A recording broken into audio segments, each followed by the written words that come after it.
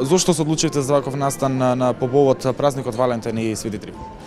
Добро, ова е една активност која што општината долги години ја спроведува и јас заедно со тимот одлучивме дека е позитивна и дека е добро на овој ден да се подружиме заедно со наши сограѓани кои што можеби немаат со кого овој ден да го одбележат, па еве, така зборував и во кампањата, така зборувам и сега.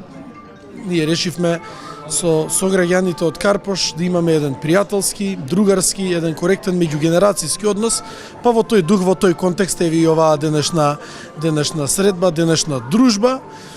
Тука не правиме разлика кој од која населба е, кој од која религија или политичка припадност, едноставно денот да го одбележиме заеднички со оние што кои за жал поради различни причини немаат со кого да го одбележат овој ден.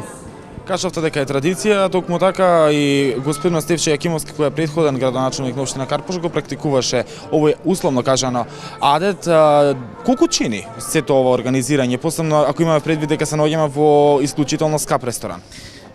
Не, ресторанот не би рекол дека е исклучително скап. Ние намерно биравме ресторан кој што е на територија на општината, а за вкупната цена колку ќе чини на крајот ќе бидат известни медиумите, бидејќи ова е рамка која што е предвидена во буџетот и која што не мора да значи дека ќе се потроши, бидејќи ние имаме објавено јавна набавка за вакви настани, вклучително и коктели и прослави, која што е, пак ќе кажам, рамка која што се користи. Во истата таа рамка го вметнавме и овој настан, меѓутоа ве убедувам дека не е некоја страшна сума, повеќе е символиката овде отколку цената и гламурот. Можете да видите овде ниту се служат пијалоци скапи, ниту се служат алкохолни пијалоци, воопшто не е тоа целта е символиката и дружењето.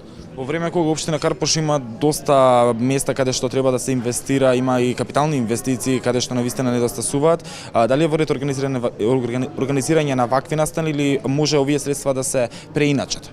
Добро, ние веќе добар дел од средствата кои што беа за одбележување на денот на општината ги преиначивме. Добар дел од возниот парк го преполовуваме и средствата ги пренаменуваме за возило за одржување на хигиената во општината, но сепак сметајќи дека ова нема да искочи на крајот некој голем износ, а сепак се работи за една поголема група на наши сограѓани, одлучивме да го спроведеме секако овој настан. Се откажуваме генерално од големи, скапи и гламурозни настани. Ова не е еден таков, ова е чисто дружба која што нема многу да чини, а сепак многу им значи на овие луѓе кои што не се тука. Како ги каневте, како течеше таа процедура, кој се можеше да учествува и како се земаше учество на овој? Так.